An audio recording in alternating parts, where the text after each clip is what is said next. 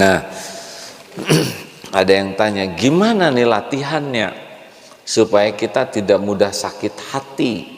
Begini ya, satu, ini latihan supaya nggak sakit hati kalau orang tidak menghadap ke kita ya. Satu, sunnatullahnya adalah mustahil kita ini disukai oleh semua orang sedunia, mustahil. Pekerjaan yang paling menyengsarakan, pekerjaan kehidupan yang paling membuat menderita adalah ingin disukai semua orang. Jadi mustahil, hadirin, mustahil. Jadi jangan ingin sesuatu yang mustahil. Ingin disukai oleh semua orang tuh mustahil.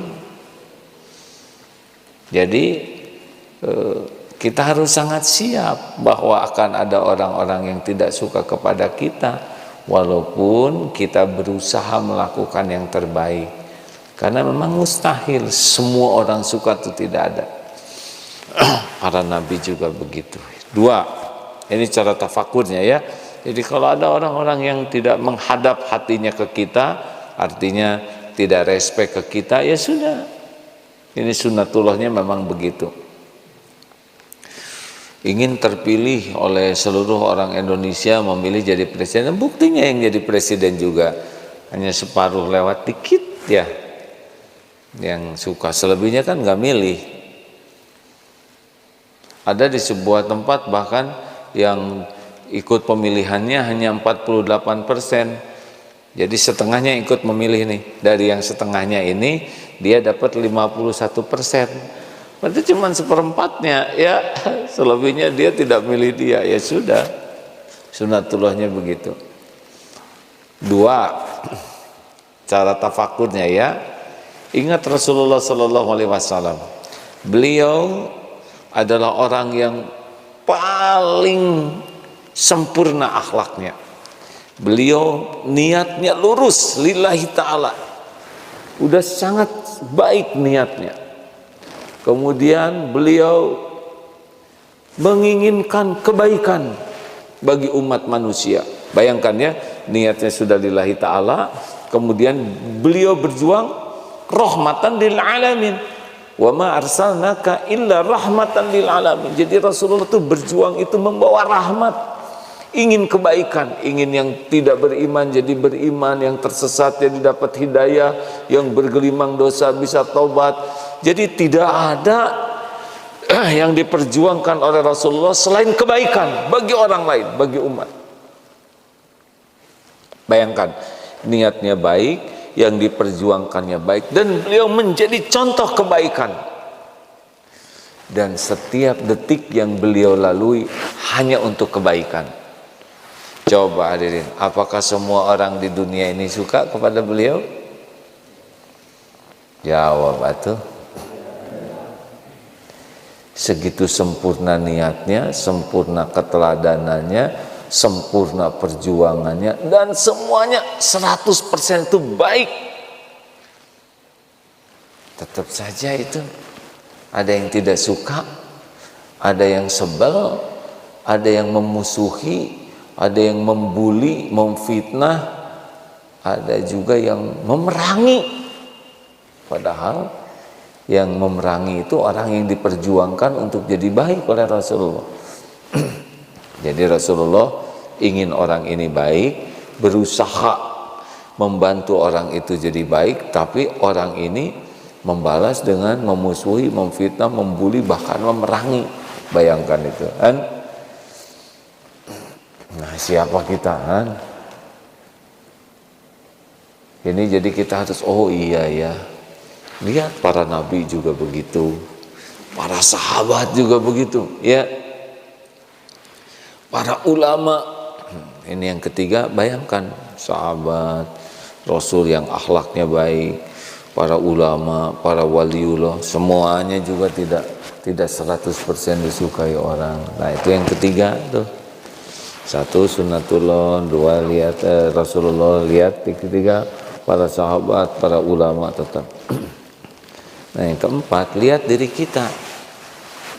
Siapa kita ini ya? Pakai pengen disukai semua orang.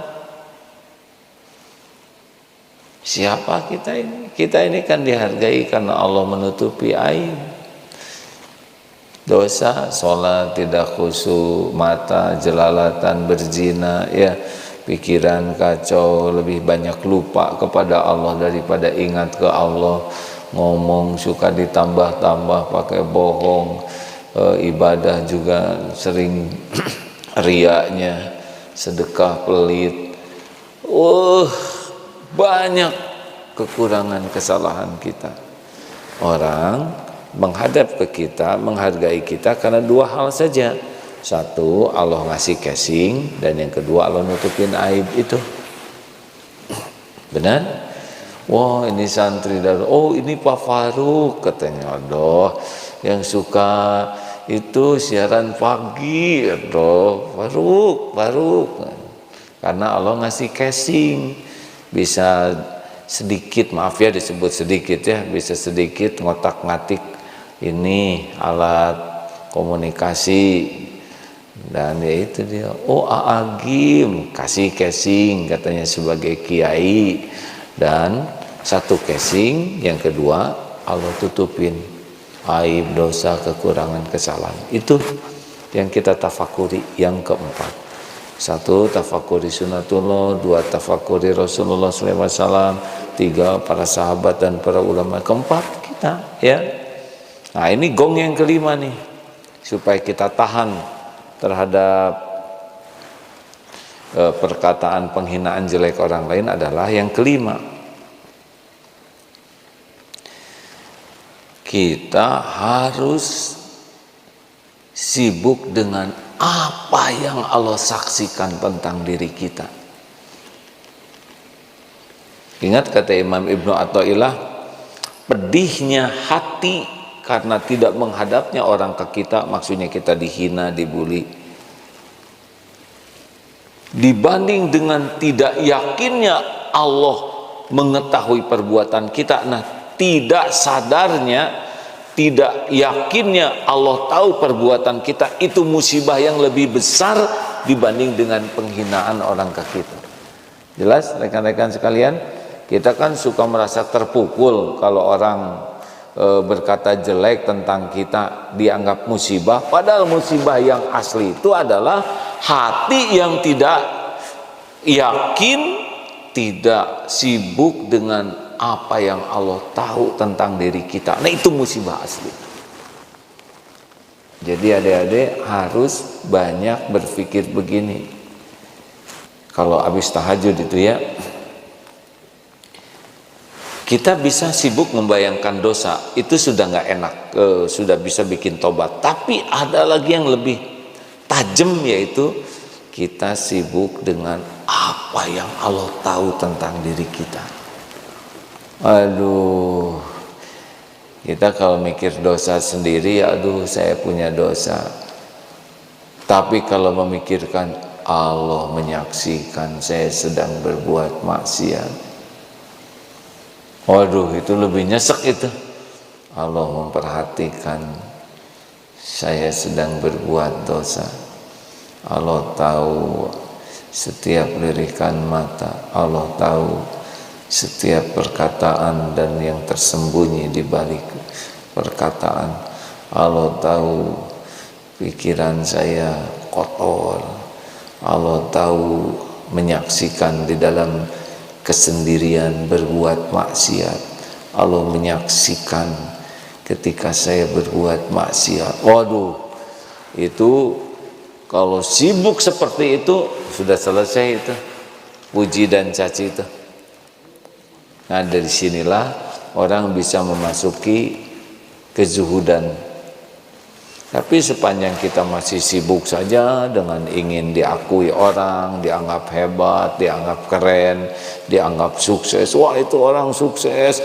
Wah, ini orang pintar. Wah, ini daya ingatnya kuat. Wah, ini hafalannya banyak. Wah, itu suaranya indah. Wah, kalau sudah sangat sibuk dengan penilaian makhluk, ingin dipuji, ingin dikagumi, ya susah, Allahnya nggak ada di hati.